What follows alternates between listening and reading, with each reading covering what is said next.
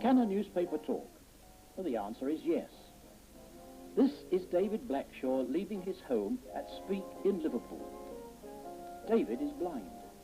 He knows very well the value of a newspaper that would talk to a blind person, bringing the voices of friends into his home. So, in 1980, he formed a committee to establish a talking newspaper for blind people in Liverpool. He began in a room in the vestry of a local church. Now, 7 years later, he has his own recording studio, over 60 voluntary helpers, and a weekly circulation of over 500 cassettes. All bought with money he and his friends have raised, totaling many thousands of pounds.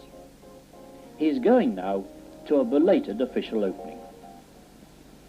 Well, good evening, ladies and gentlemen, and we're very pleased to have our invited guests tonight, Bob and Mrs. Paisley. Very nice to have you both here. Well, 6 years have come and gone, and it's our birthday tonight, the 19th of March. David talked about the beginnings of the Liverpool talking newspaper and its early problems. He talked about his own experiences in talking newspapers. And finally, he was glad to welcome so many who had come along to the official opening.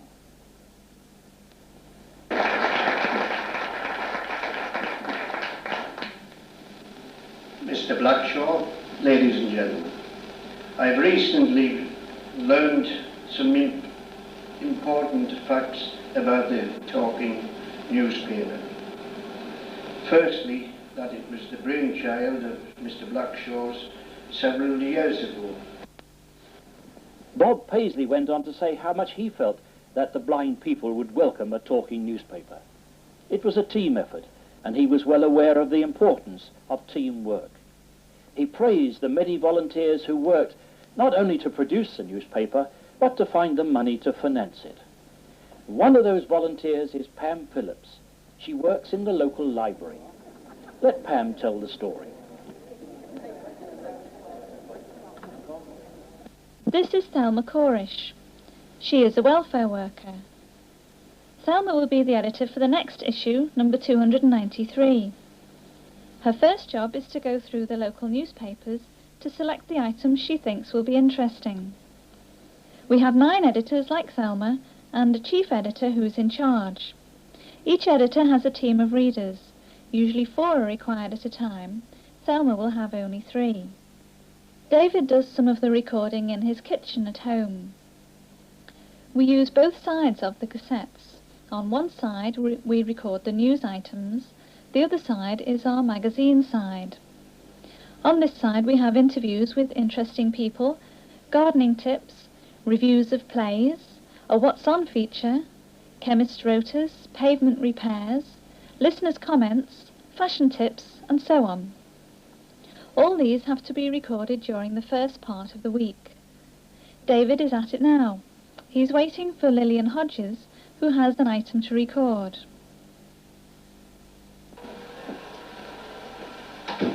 Hello, David. Hello, Lillian. The first article I've got today is Mrs. Yeoman's article on Switzerland, Oh, one she good. did for us. Oh, good. It's quite interesting too. Yes, It very really well. is. So, Yeah. just let this tape finish and then we'll go over to you. Yes, okay. Presenting the 300th edition of the Liverpool cassette.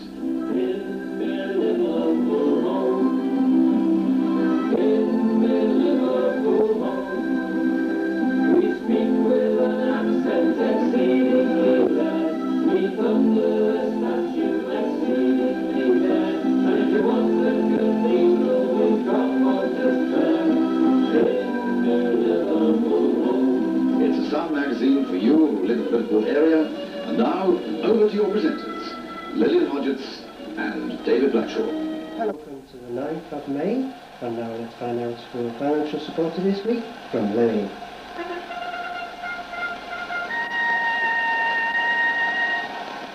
Our financial supporter this week is Dovedale Townswomen's Guild. The article has been submitted to us by Mrs. Mabel Yeomans, who has previously been secretary to the LTN. It is about her holidays in Switzerland. Switzerland for me is the most beautiful country I have visited. We have a service for the repair of recorders for the blind. Fred Griffin used to do many of them for us. Unfortunately, he died recently. We miss him. That's the end of this week's magazine. Please turn your cassette over to side 2 for your local news. That's the magazine side of the newspaper recorded for this week. David seems quite pleased with it.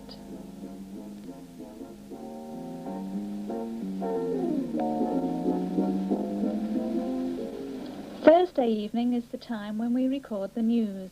That's on one side of the cassette. David usually arrives early to make certain that everything is ready. There's not so much to do now as there was when we were in the room at the church. We can leave everything connected up now and ready for use. But of course, it's cost a lot of money. Nevertheless, David likes to come early, just as he has done almost every week since we started. His dog is very used to it.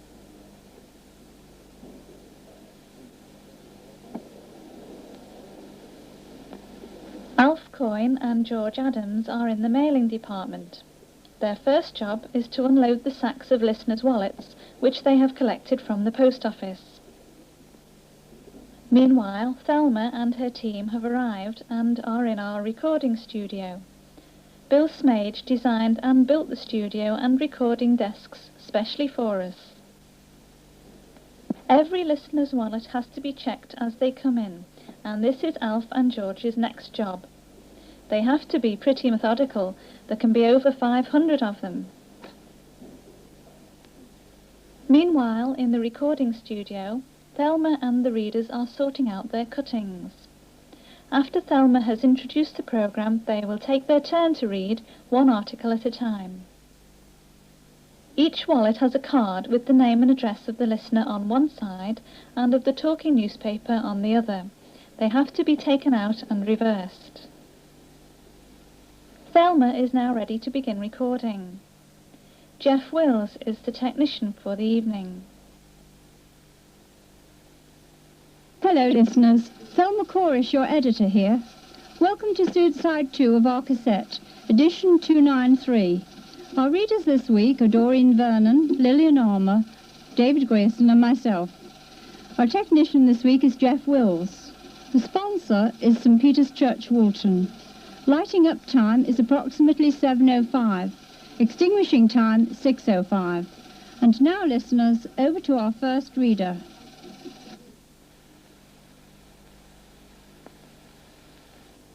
Hello, this is Doreen Vernon reading.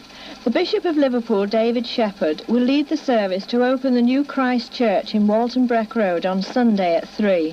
The new church, which also includes a parish centre for community groups, has been built with a £200,000 donation from the Centenary Appeal Fund and £80,000 raised by parishioners. Now the labels have been reversed, the wallets can be put in their proper pigeonholes, ready for tomorrow.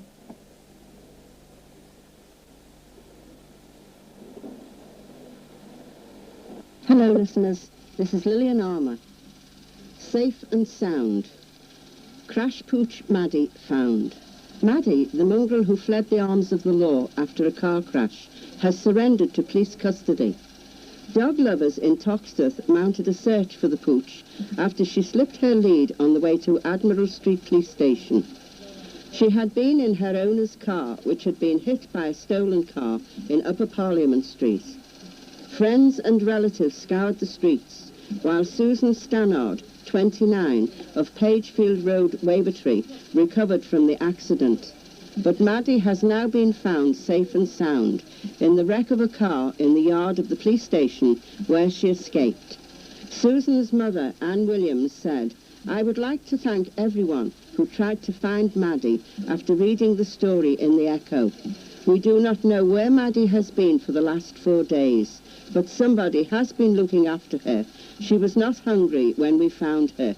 We are delighted she is back. Now Susan can fully relax and get back to normal."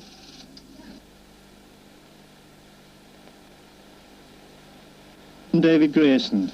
High-flying business executive Alan Silver took to the skies on Sunday to celebrate the blessing of his marriage thousands of feet up in the air. But the romantic 34-year-old kept the secretly chartered plane ride a secret from his wife Janet and more than 60 guests. 30-year-old Janet and the couple's friends and relatives thought they were going on a coach trip. Well, that's all for tonight. We just have to wait for Thelma to wind up in the studio. That's all for now, listeners. Our thanks go to our sponsor, our readers and technician, the Daily Post and Echo, Mersey Mart, Liverpool Star, the GPO and everyone who helps with the production and distribution of our newspaper. We wish you all a happy week ahead. Goodbye. Goodbye.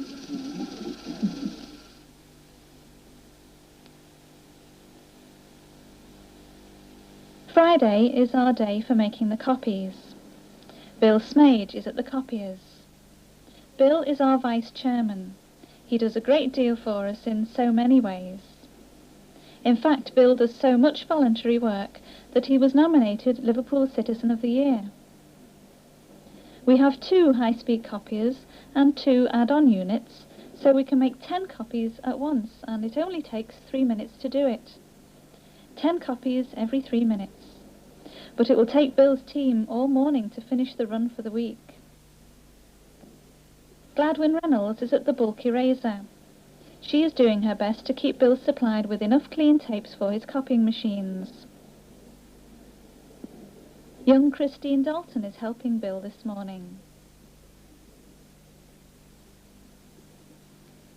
Every tape has to be tested before it is sent out, and this is David's job. There are a lot of them, but he'll get it done by 2 o'clock. As soon as David has tested them, they are passed on to Mary Jones and Gladwin Reynolds. They pop them into a plastic case and into the listeners' wallets, ready for dispatch.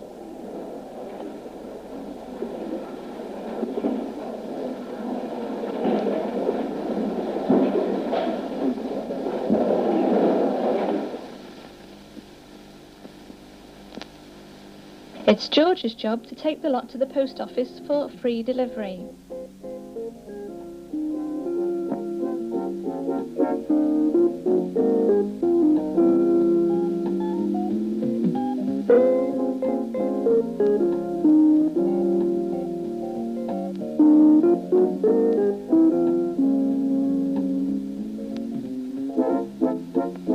It's late Friday afternoon, so while David goes home for a well-earned rest, George is off to the post office.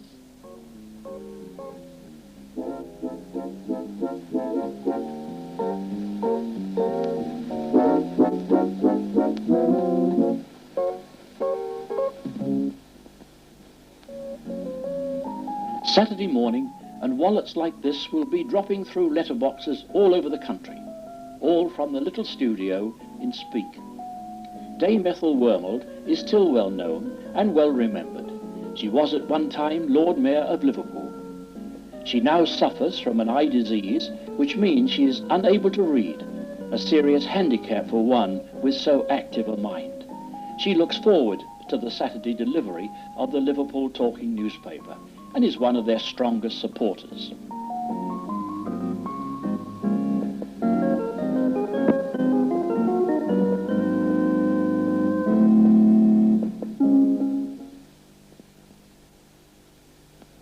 Issue number 293 has been finished. David must now begin to plan for issue 294. Frank Duke cycles in with one of his regular weekly features, and David is ready to receive him.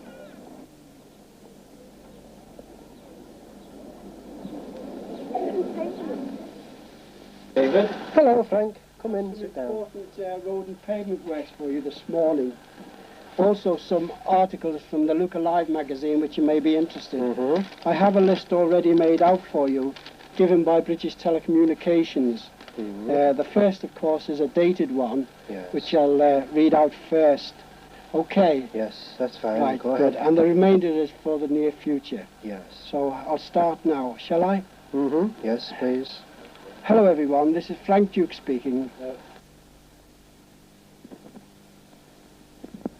Bob Paisley unveils the plaque at the official opening, he is paying a well-deserved tribute to David Blackshaw and the many volunteers who work for the Liverpool Talking newspaper.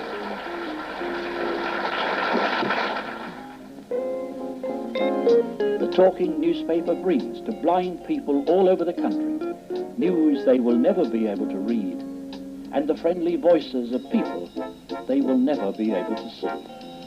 Hello, listeners. Thelma Corish, your editor here. Welcome to Sued Side 2 of our cassette, edition 293. Our readers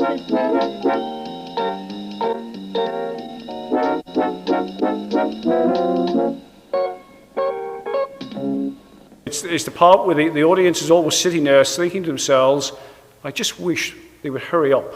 You know, the tea is brewing, the cakes are waiting, and we'd like to go and enjoy those. My name is Sean McAvoy, and I'm the clerk to the Lieutenancy of Merseyside. And it's quite poignant dealing with Liverpool Talking newspapers for the blind, in that Margaret Campbell's father was the first clerk to the Lieutenancy of Merseyside, John Fennell. And so right the whole way through this process, I've had an ally in the camp, so to speak, with having known Margaret's father and dealing with Margaret on the Queen's Award for Voluntary Service. So without further ado, for those people who can stand, could I please ask you to stand?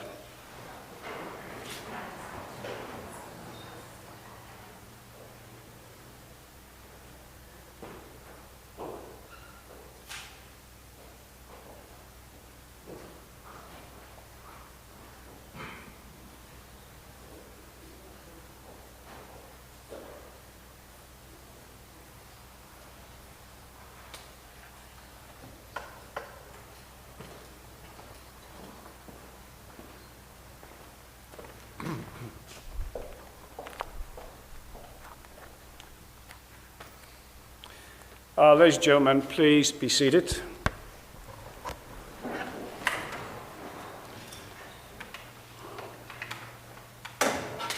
I'm now going to hand over to the Reverend Saltmarsh, who will welcome you to All Saints Church. Reverend Saltmarsh, thank you.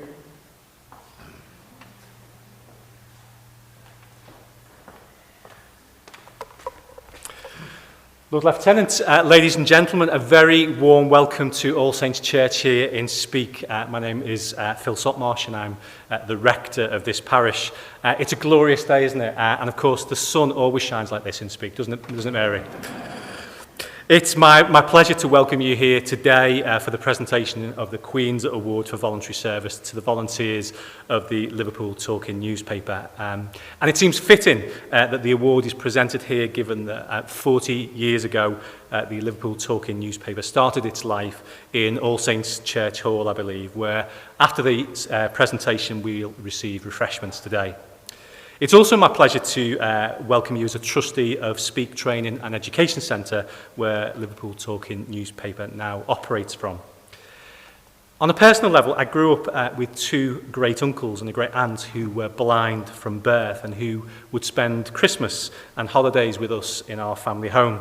And so I saw at first hand both the barriers that they faced in society, but also their determination to overcome those barriers and to live very full and active lives. Since arriving in Speke 20 months ago, I've been encouraged by how that same human spirit is evident to those who, in those who started the Liverpool Talking newspaper, and how that remains a real strong characteristic among Speke residents, the community groups, public servants and businesses, as well as faith communities, who continue to work together to overcome societal barriers so that more people can lead full and active lives. And so it's my pleasure to welcome you all here this afternoon for this presentation. You're very welcome.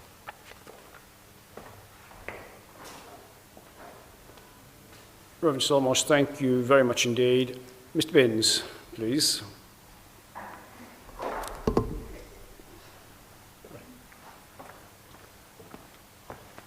Right in front of the dais. What a pleasure it is to meet so many of you here today. I feel as though we've been tested on the anvil of life. This is the most people I've been with since March last year. 40 years when the vicar said that, it struck me as what an extraordinary span of time that is. And thank you, Rector, for your kind welcome to your relatively cool church. Me and my good friend Charlie have just recorded the first half of the 1993rd edition of the paper. And it behoves me to thank our founder, David Blackshaw, for what he started all those years ago.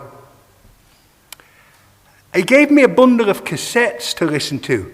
Does my community remember the dear old cassette? That's what made the talking newspaper movement possible. The idea that you could record something, send it out, send it back, record over it again.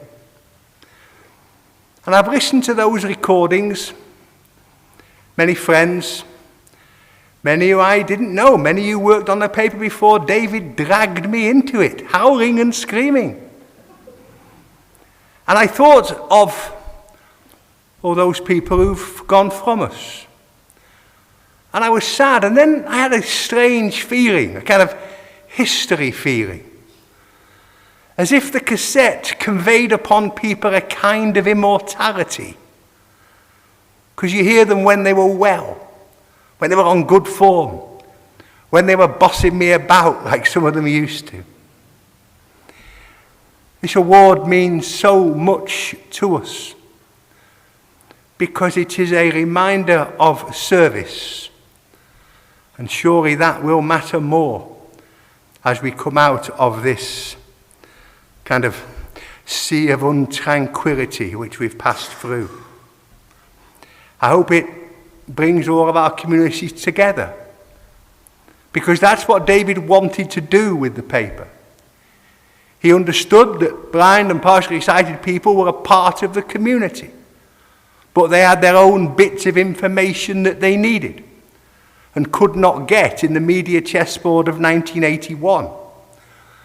Well, 40 years later, as Springsteen said, there are 57 channels and nothing on sometimes. And so it's still needed, that sense of community. What I believe, and many of my friends and many people who've worked in the paper over the years believe, is that as a community we are interested in everything that the rest of the community is interested in, even the naughty bits. And also that there is one difference. We have either lost some of our sight or all of it. To some people, there is that element of sadness and even tragedy because they've lost their sight in life. Some of us started as full-time members and remained that way ever since. But we all have our different interests, and I hope that the paper has served all of them. I can only say, and I'll mention the volunteers later, I think I will, but I can only say that this award will enable us to continue, will give us all new heart, probably new volunteers, and a wish to go forward towards the 2000th edition and even further into the years ahead.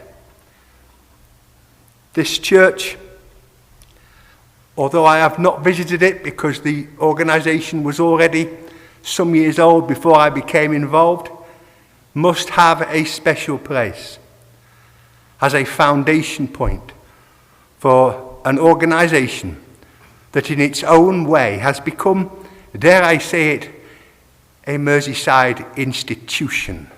Thank you.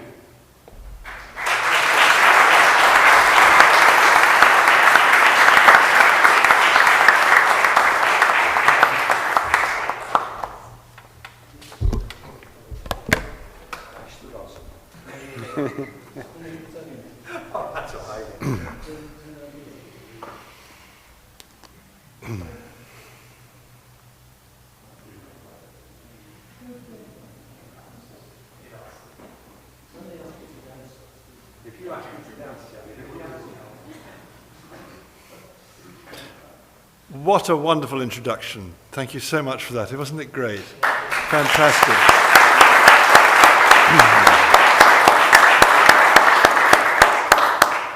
1,993 editions. Unbelievable. Quite unbelievable. So you're very near to 2,000. Fantastic. Yeah. Lord Mayor, volunteers, Reverend Saltmarsh, ladies and gentlemen, I'm delighted to be here this afternoon to present the Queen's Award for Voluntary Service to the volunteers of Liverpool Talking Newspaper for the Blind on behalf of Her Majesty the Queen. As I reflect on the last 18 months, excuse me, it's fair to say that our lives changed somewhat, and we could not have imagined how COVID-19 would impact us, both at home and across the world. For those having to shelter, the many who lost their jobs and face an uncertain future, they looked to the charitable and volunteer organisations to provide much-needed support. Throughout this period, many people stepped up to do their duty, keeping the lights on, the wheels turning, and the nation sustained. And this ensured that we had a fighting chance against an unseen enemy. Those who provided the services did so in a very challenging circumstances and constantly exposed themselves to the threat of the virus. What one can say is they were not found wanting.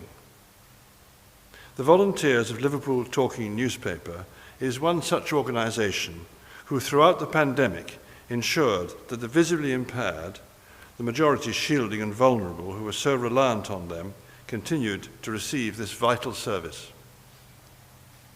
I have no doubt that those who were and continue to be the beneficiaries of your volunteer work will be forever eternally grateful for all that you have done. Today, I am accompanied by two of my deputy lieutenants who were a part of the QAVS assessment team for Liverpool Talking Newspaper. Vice Lord Lieutenant Robert Owen in the uniform here, and Deputy Lieutenant Zia Chowdhury. And they will both now speak to you about aspects of this work. And Zia will start by giving us the background to the award. Zia.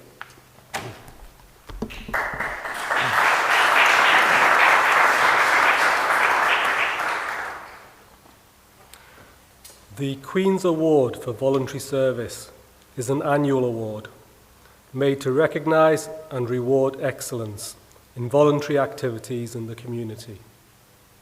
It is the highest award given to volunteer groups across the UK and is given for outstanding achievement by groups of volunteers who regularly devote their time to helping and improving the quality of life and opportunity for others. Volunteers and volunteering is as important today as it has ever been. They make a huge difference to the lives of many, and they do this for little, if any, tangible reward. Therefore, formal recognition from Her Majesty the Queen is an excellent means of ensuring that volunteers know just how much they are appreciated within their communities. Those who receive the award have displayed the highest standards of voluntary work. Her Majesty the Queen takes a great interest in the diverse range of activities that are undertaken in the pursuit of helping individuals, communities, and organisations, and considers that this commitment to others must be rightly recognised.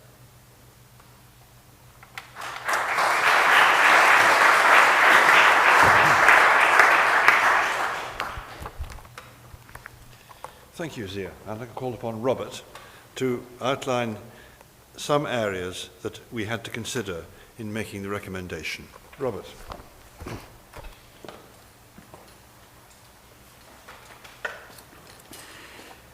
These are the Liverpool Talking Newspaper assessment considerations. In deciding upon his recommendation for the nomination of Liverpool Talking Newspaper for the QAVS, the Lord Lieutenant considered the following information presented by the assessment team. What does the Liverpool Talking Newspaper deliver? Every year since 1980, Liverpool Talking newspaper has produced 51 weekly editions, free of charge to its regular customer base of over 160 listeners. The production team has met the relentless schedule of researching, writing, and recording an audio newspaper and distributing it consistently on time. Who is the service provided for? The listenership, although predominantly elderly, now includes a younger cohort whose presence requires that thought is given to meeting the needs of listeners of all ages. How do the volunteers promote the Talking newspaper? Volunteers, some of whom are themselves visually impaired, appreciate the value of the Liverpool Talking newspaper. To promote it, to recruit volunteers, and to identify those who might benefit from the service, heavy reliance is placed on word-of-mouth communication, including via organisations and charities which provide services to blind and visually impaired people. In addition, local publications, local authorities, and the NHS are enlisted to help advertise the newspaper. Actively promoting the newspaper not only seeks to broaden its listenership, but also holds out the prospect of drawing in more volunteers to assist in its production and to ensure its long-term future. How are youth organisations and young people getting involved? Youth organisations are being engaged in the Liverpool Talking newspaper's work to produce interesting articles which are relevant to the younger cohort of listeners. Young people undertaking, for example, the Duke of Edinburgh's Awards programme are researching articles for the Talking newspaper, as are Girl Guides and Scouts as part of their Good Citizenship Award. An offshoot of encouraging participation by young people has been an increase in the number of younger volunteers and a broadening of the topics covered to meet the age range of the listenership. The volunteers are aware of the need to recruit younger people who are, in general, more familiar with current technology and can help in the important role of harnessing new technical developments and devices. What drives the volunteers to provide the service? The motivation of the volunteers is their knowledge that the blind and visually impaired recipients of the Liverpool Talking newspaper are hugely appreciative of the service, and to quote from one listener, its arrival each week is like a friend dropping in. For these reasons, there is still considerable demand for the service, and the volunteers are determined it will continue to be met. Keeping abreast of evolving technologies. Those involved with the publishing of the newspaper endeavour to keep abreast of changing technology and how it can best be used. Engaging with training to meet evolving technology is regarded as important, particularly for those volunteers of mature years, and all are determined that what started 41 years ago will endure and meet the needs of future clients. How did COVID-19 impact the newspaper? Throughout lockdown and subsequent COVID restrictions, and with several volunteers shielding, the newspaper was forced to reduce to fortnightly editions. To compensate during this period, the audio recordings were increased in duration. Is the newspaper well funded? Liverpool Talking newspaper exists on distinctly frugal funds, and the benefits gained by the listeners are hugely out of proportion to the meagre operating costs. It is undoubtedly a cost-efficient organisation. Remarkably, given the group's minimal resources, the volunteers over a period of 12 months supplied MP3 players to each of 30 listeners who are on low incomes.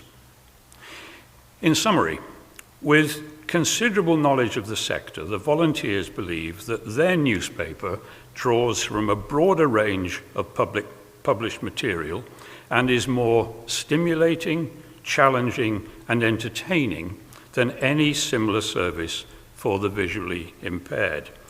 There is, without question, a need for this service, and whilst there may be many talking newspapers throughout the country, Liverpool Talking Newspaper has demonstrated its effectiveness by evolving plans to meet changing attitudes and public interests to secure the service for the future.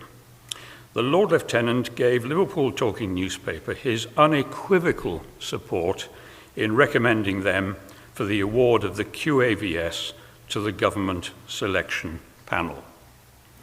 Lord Lieutenant.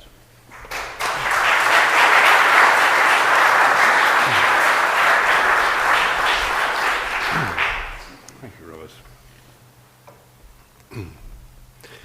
Since I became Lord Lieutenant of Merseyside, I've seen for myself many instances of people throughout the county who willingly give their time and energy without reward to help improve the lives of others in many different circumstances. The Queen's Award for Voluntary Service, now in its 19th year, was initiated to give public recognition to people doing such work. The Queen's Award is for exceptional volunteer groups. It has been awarded to a huge range of organisations with many different activities. For example, in Merseyside, awards have been made to Wirral Wildlife Volunteers, Thatto Heath Rugby League Football Club, Care for the Dying Volunteer Service at Royal Liverpool Hospital, and the Brain Charity, just to name a few of many. Every voluntary organisation is different, but in every case it is the generosity of spirit and personal commitment of the volunteers which is the basis for the award. These qualities are very evident in the case of the volunteers of the Liverpool Talking Newspaper. Your object is to challenge isolation and support visually impaired Liverpool residents by providing free weekly local news and cultural communications. Only those who are impacted by sight loss can truly understand how vital this service is. The volunteers of Liverpool Talking Newspaper have with just cause caught the selector's eye and have been granted the Queen's Award for Voluntary Service 2021. Such awards are not given lightly. The rigorous selection process conducted by the Honours and Awards Secretariat in the Cabinet Office is one of real challenge in determining just who deserves to be singled out to receive this high award. This afternoon, I bring the warmest good wishes and thanks of Her Majesty the Queen, who sends to the volunteers and to your families and friends, and to the organisation as a whole, her best wishes and congratulations. Her Majesty considers that through your determination, pride and service, without seeking financial reward, you are richly deserving of this award. On Her Majesty's behalf, and all of us at the Merseyside Lieutenancy, I offer you most sincere congratulations. Now, we're going to present the award now.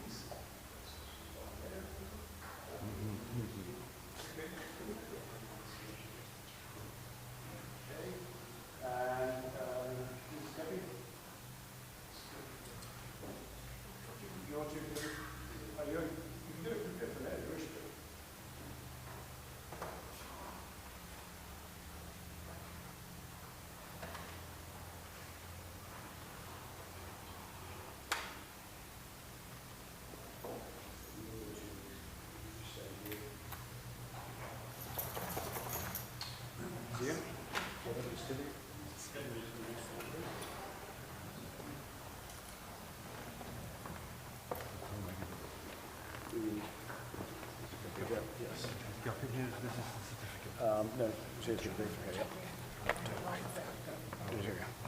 right, Lord Lieutenant. Right, Lord Lieutenant is going to read the certificate. Right, okay. No, if we just stay here for a minute. Right. Zia is going to read out the certificate to everybody will know what it says.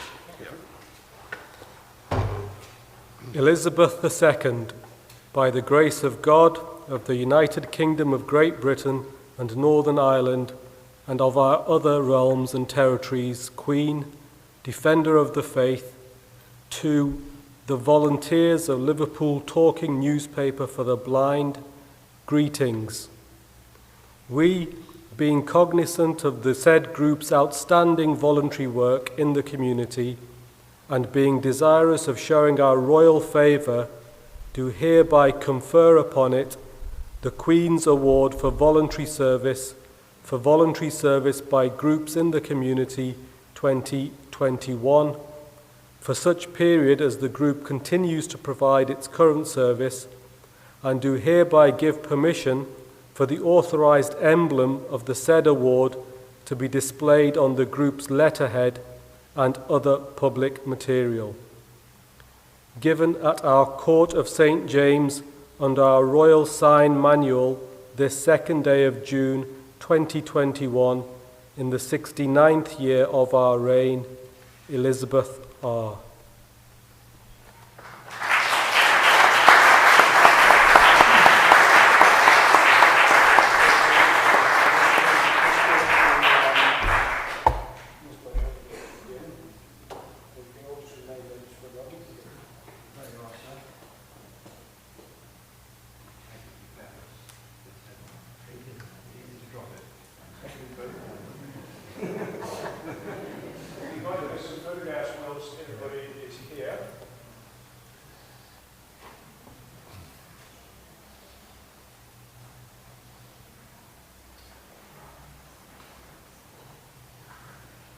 We will be doing more photographs after this.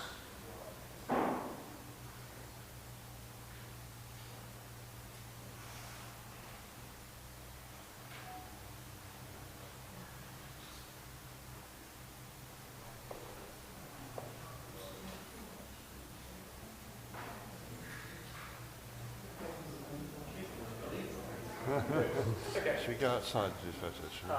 What we do is just finish those more photographs. Finish. Response to Oh, response, yeah. excuse me. Yeah. Okay, would you like to take a seat, please?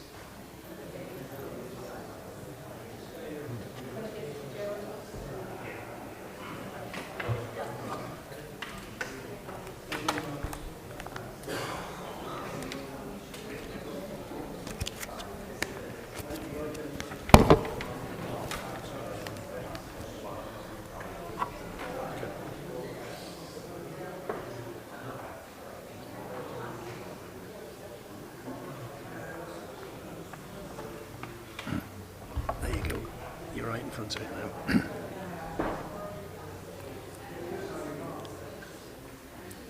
Lord Lieutenant, distinguished guests, I'm here to respond with thanks on behalf of our volunteers and would ask you to convey to Her Majesty our humble thanks and deep respect for the award she has bestowed upon us. For this organisation and the other organisations that you have listed, and I've no doubt the organisations that have been awarded over this 19-year period, tells us again, despite all of the goodliness of our nation and our people, and their willingness to assist in all aspects of life. I want to thank, I can't name all of my volunteers and they would not expect me to do so. And anyway, all of my speeches are governed by the approach of the tea urn. But I do want to thank our landlords, the Speak Training and Education Centre. Mark Ord has gone far beyond the call of any duty and his support for this organisation.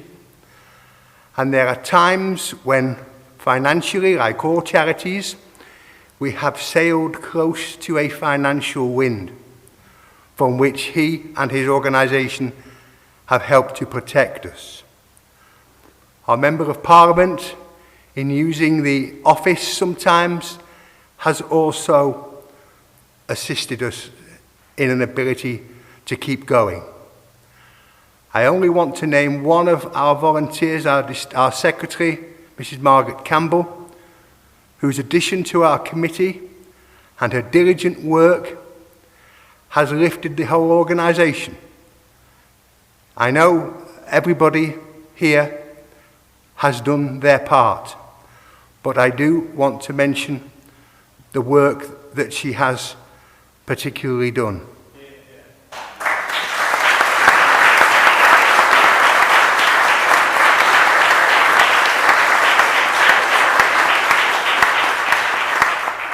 I also just finally want to mention a dear friend, the previous secretary of our organisation, dear old Joan Shimon. She used to bake me a loaf of Barathea bread at every AGM. And she used to say to me, "Eat it when you get home." I always ate it on the bus, Joan. If you're up there, I'm sorry. Thank you all again for your attendance today. I shall be brief, as I said, and end on this note. The Liverpool Talking newspaper goes on. We'll get to our 2000th edition, if Margaret lets me say a few words on her edition. And we might even head towards 2100, 200, etc., etc. Thank you.